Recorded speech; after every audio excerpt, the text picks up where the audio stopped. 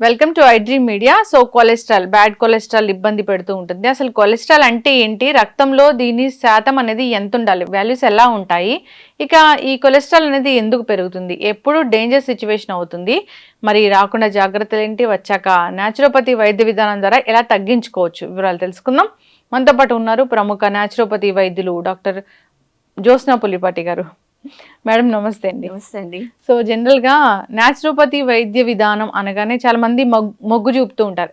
Because of దీంట్లో side effects ఏమీ ఉండవు, న్యాచురల్ వేస్లో ట్రీట్మెంట్ అనేది ఉంటుంది. ఆహార నియమాలు, లైఫ్ స్టైల్ చేంజెస్ ఇలానే ఉంటాయి, యోగా, ప్రాణాయామం ఇలాగా. అయితే మ్యామ్, ఈ కొలెస్ట్రాల్ గురించి చెప్తూ ఉంటారు. కొలెస్ట్రాల్ అంటే ఏంటి, అసలు రక్తంలో అది ఎందుకు పెరుగుతుంది, దీని లెవెల్స్ ఎలా ఉండాలి, ఎలా తగ్గించుకోవాలి? కొలెస్ట్రాల్ అనగానే అందరూ భయపడిపోతారండి కొలెస్ట్రాల్ అన్న మాట వినగానే. ఎందుకంటే కొలెస్ట్రాల్ పెరిగింది అని అంటే మనందరికీ తెలుసు, ఆ లెవెల్స్ పెరిగినాయి అని అంటే మెయిన్గా కార్డియాక్ డిసీజెస్కి దారితీస్తుంది, హార్ట్ అటాక్స్కి కానివ్వండి, బ్రెయిన్ స్ట్రోక్స్కి కానీ దారితీస్తుంది. అయితే మనందరం తెలుసుకోవాల్సిన విషయం ఏంటి అని అంటే కొలెస్ట్రాల్ అనేది దానంతట అది చెడు కాదు. అండ్ కొలెస్ట్రాల్ చాలా అవసరం మన శరీరానికి. మన ఇంపార్టెంట్ హార్మోన్స్ ఏవైతే ఉంటాయో, హార్మోన్స్ చిన్న మోతాదులోనే మన శరీరంలో ఉంటాయి. కానీ ఆ హార్మోన్స్ అనేది లేకపోతే గనక బాడీలో మొత్తము అస్తవ్యస్తం అయిపోతుంది మన సిస్టమ్స్ అంతా కూడా. అయితే ఆ హార్మోన్ ప్రొడక్షన్ కోసం కొలెస్ట్రాల్ చాలా చాలా ఇంపార్టెంట్. తర్వాత బ్రెయిన్ ఫంక్షన్కి కూడా ఈ కొలెస్ట్రాల్ అనేది చాలా ఇంపార్టెంట్. అయితే ఈ cholesterol it is nothing but ఒక ఫ్యాట్ కాంపోనెంట్. సో మన శరీరంలో, మన రక్తంలో ఈ కొలెస్ట్రాల్ కాంపోనెంట్ ఎంత ఉంది తెలుసుకోవాలి అని అంటే ఒక లిపిడ్ ప్రొఫైల్ టెస్ట్ అనేది మనం ఎస్పెషల్లీ ఫాస్టింగ్ శాంపిల్ ఇస్తే కనుక కరెక్ట్ వాల్యుయేషన్స్ అనేది వస్తుందండి. సో ఈ లిపిడ్ ప్రొఫైల్ టెస్ట్ చేసినప్పుడు మనకి డిఫరెంట్ టైప్స్ ఆఫ్ ఫ్యాట్స్ అనేది మనకి ఇస్తారు. ఒకటి ఫస్ట్ వచ్చేసి కొలెస్ట్రాల్, టోటల్ కొలెస్ట్రాల్. ఈ టోటల్ కొలెస్ట్రాల్ అనేది నార్మల్ రేంజ్ మనకి లెస్ దాన్ 200 mg/dL ఉండాలి. 200 to 240 ఉంది అని అంటే సంథింగ్ అట్ రిస్క్, అండ్ 240 దాటింది అని అంటే గనక more risk for the cardiac issues అన్నమాట. సో ఆ లెవెల్స్ దాటింది అని అంటే మెయిన్గా కొలెస్ట్రాల్తో వచ్చిన ప్రాబ్లం అది వెళ్ళేసి మన రక్తనాళాల్లో దాని లోపల అక్యుములేట్ అయిపోతుంది. అక్కడ స్థిరపడిపోయి స్లోలీ మన బ్లడ్ సర్క్యులేషన్ ఏదైతే ఉందో దాన్ని కంప్లీట్లీ తగ్గించి ఎప్పుడైతే అది బ్లాక్ అవుతుందో అప్పుడు హార్ట్ అటాక్కి దారితీస్తుంది. అందుకు ఆ కొలెస్ట్రాల్ లెవెల్స్ నార్మల్గా మెయింటైన్ చేయడం చాలా ఇంపార్టెంట్. అండ్ కొలెస్ట్రాల్ ఒక కాంపోనెంట్ లిపిడ్స్లో. సెకండ్ వచ్చేసి ఎల్డిఎల్ అంటాము, లో డెన్సిటీ లైపోప్రోటీన్. సో చెప్పాలి అని అంటే అది, అండ్ ఇంకొక కాంపోనెంట్ ట్రైగ్లిసరైడ్స్, అండ్ విఎల్డిఎల్ అంటాము, వెరీ లో డెన్సిటీ లైపోప్రోటీన్. ఈ మూడింటిని కలిపితే కనుక ఇది బ్యాడ్ ఫ్యాట్ కింద మనం తీసుకుంటాం అనమాట. సో వీటి లెవెల్స్ పెరిగాయి అని అంటే కనుక ఎస్పెషల్లీ ఈ ఎథెరోస్క్లిరోసిస్ ప్రాసెస్, వాల్స్ లో ఈ కొలెస్ట్రాల్ అక్యుములేషన్ అనేది ఇంక్రీజ్ అవుతుంది. అయితే ఈ లిపిడ్స్ లో ఇవన్నీ బ్యాడ్ కొలెస్ట్రాల్ కింద మనం పరిగణిస్తే good cholesterol or good fat కింద హెచ్డిఎల్ అనేది ఉంటుంది, హై డెన్సిటీ లైపోప్రోటీన్స్ అన్నమాట. సో ఈ హెచ్డిఎల్ ఎలా అంటే ఇప్పుడు ఏదైతే ఫ్యాట్ ఇవన్నీ అక్యుములేట్ చేస్తూ ఉంటాయో ఈ హెచ్డిఎల్ వచ్చేసి వాటన్నిటిని క్లియర్ చేస్తూ ఉంటుంది.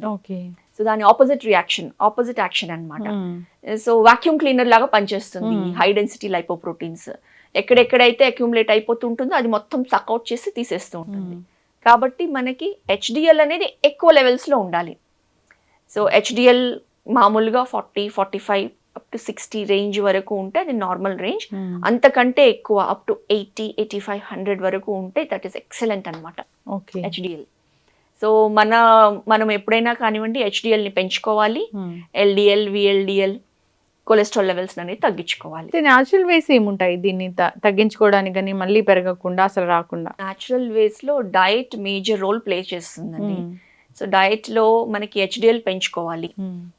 సో ఈ కొలెస్ట్రాల్ అండ్ ఈ ఎల్డిఎల్, ట్రైగ్లిసరైడ్స్ అనేది తగ్గించుకోవాలి, హెచ్డిఎల్ పెంచుకోవాలి. సో హెచ్డిఎల్ పెంచాలి అని అంటే మనకి important category of foods first వచ్చేసి మన నట్స్ అండి. అందులో బాదాం, ఆల్మండ్స్, పిస్తాలు, వాల్నట్స్, ఈ మూడు చాలా బాగా హెల్ప్ చేస్తాయి హెచ్డిఎల్ లెవెల్స్ పెరగడానికి. ఎందుకంటే అందులో ఉన్న omega 3 fatty acids, the good part ఏదైతే ఉందో అది ఈ హెచ్డిఎల్ కాంపోనెంట్ ని పెంచుతుంది. ఓకే. సెకండ్ వచ్చేసి మన వెల్లుల్లిపాయ. సో వెల్లుల్లిపాయ కూడా చాలా అద్భుతంగా పనిచేస్తుంది హెచ్డిఎల్ పెంచడానికి. ప్రతిరోజు ఒక 2 వెల్లుల్లిపాయ రెబ్బలు తీసుకున్నాం అనుకోండి, మనకి హార్ట్ హెల్త్ అనేది బాగా మెయింటైన్ అవుతుంది. కొన్ని టాబ్లెట్స్ కూడా ఉంటాయి డాక్టర్స్ ఇచ్చే వాటిలో కూడా ఈ వెల్లుల్లిపాయ కాంపోనెంట్స్ ఉంటాయని చెప్తారు కదా. కరెక్ట్ అండి, అవును. దాని బేస్డ్ టాబ్లెట్స్ తయారు చేసి ఇస్తున్నారు హార్ట్ హెల్త్ గురించి అన్నమాట. సో వీటితో పాటు వచ్చేసి ఎక్కువగా మన సలాడ్స్, హై ఫైబర్ ఫుడ్ తీసుకోవడము. సో సలాడ్స్ కానివ్వండి, మన క్యారెట్, కీరా, బీట్రూట్, టొమాటోస్, ఇలాంటి ఫుడ్స్, రా సలాడ్ ఫుడ్ అనేది మనం పెంచుకోవాల్సి ఉంటుంది. అండ్ ఫ్రూట్స్ కూడా అధికంగా తీసుకుంటే వీటితో హెచ్డిఎల్ కాంపోనెంట్ అనేది పెరుగుతుంది.